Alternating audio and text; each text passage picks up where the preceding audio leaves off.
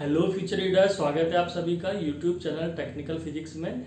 तो हमारा जो आज का टॉपिक है अनसर्टेनिटी प्रिंसिपल का एप्लीकेशन, और इसके कई सारे एप्लीकेशंस हो सकते हैं। मैंने पिछले लेक्चर में भी आपको बताया था, जैसे कि जो आज हम पढ़ेंगे देखेंगे कि इलेक्ट्रॉन न्यूक्लियस के अंदर प्रेजेंट नहीं रह सकता। इस चीज को हम कैसे प्रूव करें, इसी चीज को हम न्यूमेरिकली यहाँ पर देखने वाले हैं।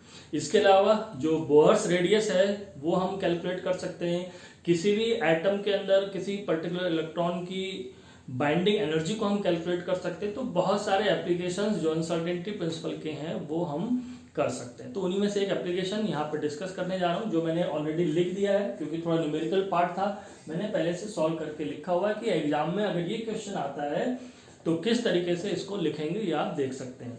तो बहुत ज्यादा बार ये एग्जाम में पूछा गया क्वेश्चन है, non existence of electrons in nucleus. तो इसको प्रूव कैसे करें, तो इसके लिए थोड़ा सा हमें ये सोचना होगा कि न्यूक्लियस के अंदर जो उसकी डायमीटर की वैल्यू है, जो हमारा इलेक्ट्रॉन होगा, अगर मान लें कि वो उसके अंदर है तो वो कहाँ पे एग्जिस्ट हो सकता है, उसकी पोजीशन कहाँ पे हो सकती है। तो न्यूक्लियस अगर ये जैसे चौक है, ये डायमीटर है अगर मान लीजिए न्यूक्लियस का, तो इसके अंदर ही कहीं ना कहीं पे एग्जिस्ट करेगा, इसके बाहर तो नहीं जा सकता। तो वो अगर मान लें कि इसकी रेडियस r है तो टोटल 2r डिस्टेंस जो है, उतनी ही डिस्टेंस अगर हम x एक्सिस के अराउंड वन डायमेंशनल की बात करें तो उतनी ही डिस्टेंस केवल वो इलेक्ट्रॉन कवर कर सकता है। तो उसकी पोजीशन कहीं ना कहीं कहाँ पे होगी, उस पर्टिकुलर न्यूक्लियस के अंदर ही होगी। और हम ये भी जानते हैं कि न्यूक्लियस का जो साइज है वो उसकी जो रेडियस की वैल्यू है 10⁻⁻14 मीटर के आसपास रहती है, तो अप्रॉक्स वैल्यू है। तो अगर हमें ये देखना है कि उसका टोटल डेल्टा एक्स की वैल्यू क्या होगी, तो उस कंडीशन में वो वैल्यू क्या होगी, 2r हो जाएगी। तो यहाँ पर डेल्टा एक्स हमने देख लिया। अब अनसर्टेनिटी प्रिंसिपल से हम क्या जानते हैं, हम जानते हैं delta x into delta P greater than और इक्वल टू h/2π। तो अब हमें यहाँ पर अनसर्टेनिटी प्रिंसिपल है जो delta x delta P h/2π के फॉर्म में, इसमें इसकी वैल्यू को रख देना है, जिससे कि हमें डेल्टा पी की वैल्यू भी कैलकुलेट होकर के मिल जाएगी।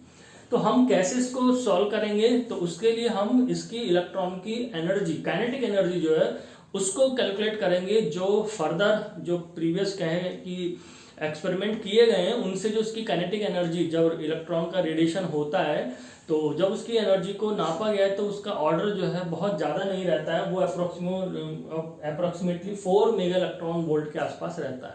तो यहां से हम कैलकुलेट करेंगे उसकी एनर्जी। देखती है कि डेल्टा एक्स निकल गया है, तो इस फॉर्मूले में हमने जो हमारा अनसर्टेनिटी प्रिंसिपल का रहता है यहाँ पर ये वैल्यू रखी, तो डेल्टा पी की वैल्यू कैलकुलेट करने पर ये हमें मिल जाती है अप्रोक्सीमेट 5.275 इंटू 10⁻⁻21।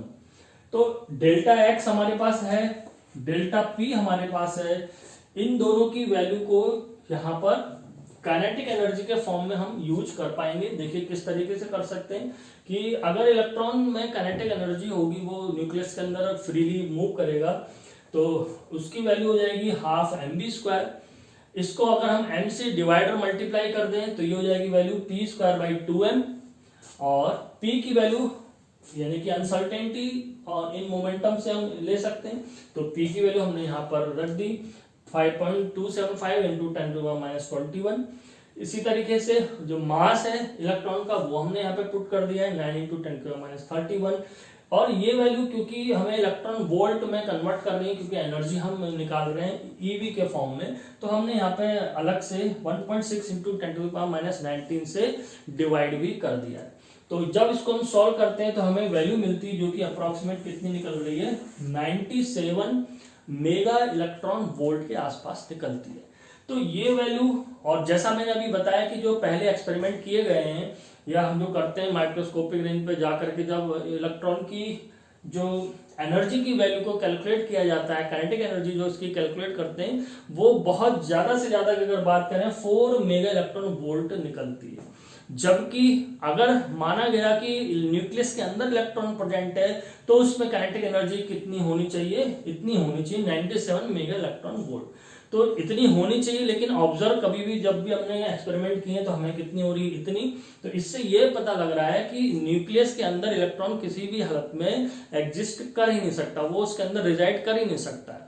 तो इस तरीके से अनसर्टेनिटी प्रिंसिपल का यूज करके हम बहुत आसानी से किसी भी इलेक्ट्रॉन के लिए ये बता सकते हैं कि वो न्यूक्लियस के अंदर एग्जिस्ट नहीं कर सकता है। तो होप कि आपको ये छोटा सा एप्लीकेशन है जो कि समझ में आ गया होगा। एक बार फिर से बता दूं, मेन चीज इसमें क्या करना है, आपको याद रखना है डेल्टा एक्स का साइज। तो डेल्टा एक्स न्यूक्लियस का साइज जो है हमारा 10⁻⁻14 होता है। तो 2r अगर हमने कर दिया तो 2 × 10⁻⁻14 मीटर की रेंज है।